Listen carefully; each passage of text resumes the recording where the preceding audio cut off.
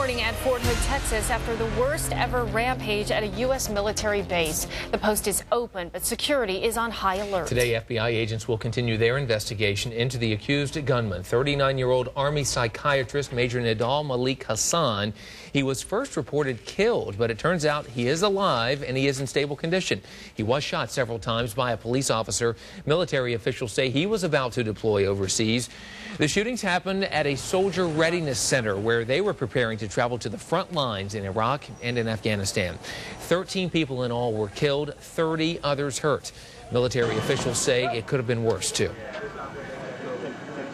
The quick reaction, people tell stories of soldiers ripping their uniforms apart and basically applying first aid. We put a great investment in soldiers' first aid and taking care of each other. Very quick correction here. Instead of 30, 28 people were hurt. We got those new numbers a few minutes ago. President Obama has offered his condolences to the victims' families and says his prayers are with the entire Fort Hood community. It's difficult enough when we lose these brave Americans in battles overseas. It is horrifying that they should come under fire at an Army base on American soil. Law enforcement officials say that Major Hassan came to their attention at least 6 months ago. They believe he was behind a series of internet postings about suicide bombings. Meantime, the Arizona National Guard says that all soldiers that were part of a unit from our state stationed at Fort Hood are okay. The group left Tucson last weekend for training there on base. After that, they'll be deployed to Afghanistan.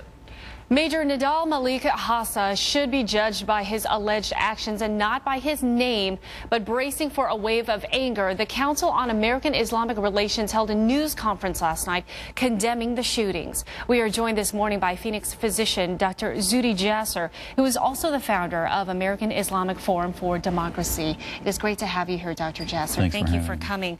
First of all, I want to know your initial reaction when you first heard about these deadly shootings.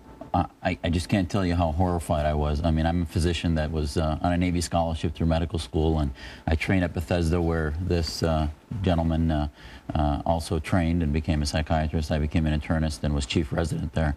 And to see somebody like that and to know that my family taught me that I could practice my faith more freely here than anywhere in the so-called Muslim world, and to know that so many American servicemen and women are risking their lives to keep us free from the threat of the terrorists and the Islamists that are threatening us. I was speechless. And, you know, when I found out it was a Muslim, I realized again that we have a lot of work to do, that we have to not only urge for calm and urge for us to come together as a country, Muslim, Jewish, Christian, and all faiths together, but also to realize that we as Muslims have to start to look at what's causing this from within the community. Yeah, there are new details emerging about the suspect, 39-year-old Major Nidal Malik Hassan, who ironically is a psychiatrist. He is the person who is supposed to be helping so many of these soldiers with their post-traumatic stress.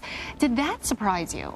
Very much so. I mean, this gentleman hadn't even gone to Iraq or Afghanistan, and he was getting duty deployed. And one of the things we have to start to look at is there is a separatist ideology that develops, and the New York Police Department had a radicalization report that looked at what happened when these individuals all of a sudden go south. Dr. Pipes has described it as the sudden jihad syndrome, where all of a sudden you had a student in North Carolina that drove over other students. You've had a National Guard incident in Arkansas. We've had terror incidents prevented in the past few months. So this is a syndrome we need to look at.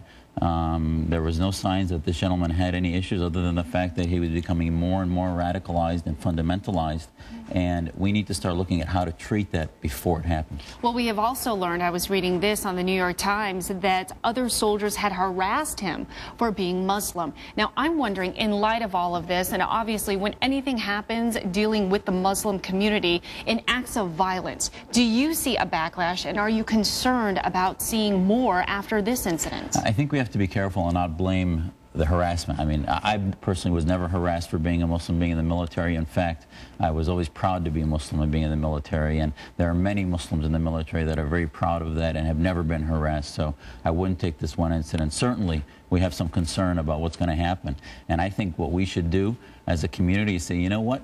If we're going to solve this problem, it's going to be solved from within the Muslim mindset, to try to treat this setting of where politics and foreign policy become an obsession and the identification of certain Muslims radicalized Muslims becomes against America, and we need to treat that. And I think most Muslims, everyone I've ever met, would want to step up and urge justice and, in fact, the death penalty for this gentleman, if he in fact did it, and say that this is not Muslims and this is not Islam. Yes. Okay, Dr. Jasser, we thank you so much for your time. Thank you. Scott, over to you. Members of Congress are remembering those lost in the Fort Hood tragedies. The House held a moment of